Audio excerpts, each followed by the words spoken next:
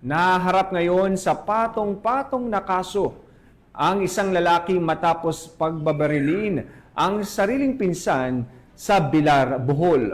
Ang report mula kay Pacho Woman Judith Nicanor. Patay ang isang habal-habal driver matapos pagbabarilin ng sarili niyang pinsan sa barangay Yanaya, Bilar, Bohol nito lamang nakaraan.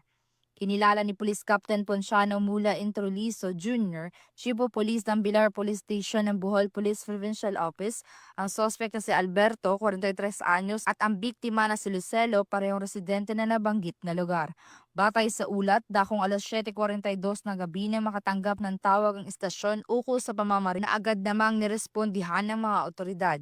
Batay sa inisyal na investigasyon, kagagaling lamang umano ng biktima sa trabaho bilang habal-habal driver nang harangin ito ng sospek.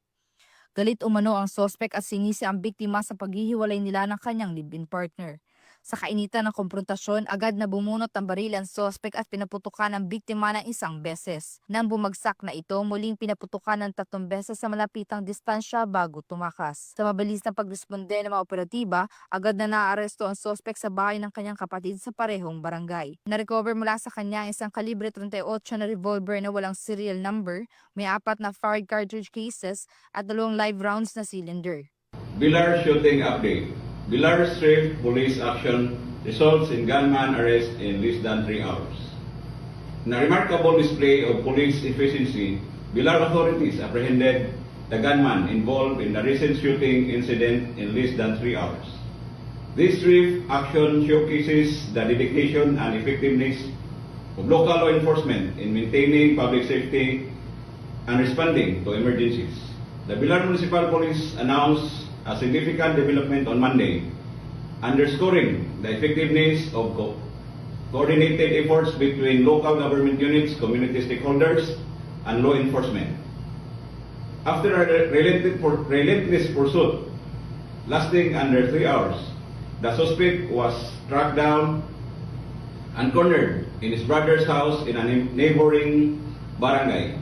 The swift and coordinated effort led to the successful arrest of the suspect.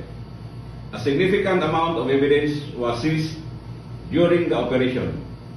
This evidence will likely play a crucial role in building a strong case against the suspect. The suspect is currently under police custody and will face charges for the committed offense. I emphasize the crucial role of our quick response team, or the QRT, and the effective utilization of technology in law enforcement. Additionally, I acknowledge the invaluable support from the community whose cooperation and assistance were instrumental in the swift apprehension of the suspect. The prompt actions taken by law enforcement demonstrate their unwavering commitment to deliver justice for the victims and prioritizing the safety and security of the community. This operational success of Bilar Municipal Police Station aligns with the vision of our Regional Director, Brigadier General Dedrico Atienza Maranan, embodied in his mantra, makabagong pulis sa makabagong panahon. Respetado ang mamamayan, disiplinado ang kapulisan. The station's achievement particularly highlights the importance of quick response time, or QRT, a key component of the operational formula. EPP plus QRT plus CADCP equals Safe Region 7. Patuloy ang investigasyon ng mga otoridad upang matiyak ang hustisya para sa biktima, kasabay ng pagtitiyak ng kapulisan sa kapayapaan at seguridad ng komunidad. Mula dito sa Central Visayas, ako yung Police News Network Correspondent Patrolwoman Judith Nicanor, lagad ng batas, tagataguyod ng Balitang Pulis. Maraming salamat, Patrolwoman Nicanor.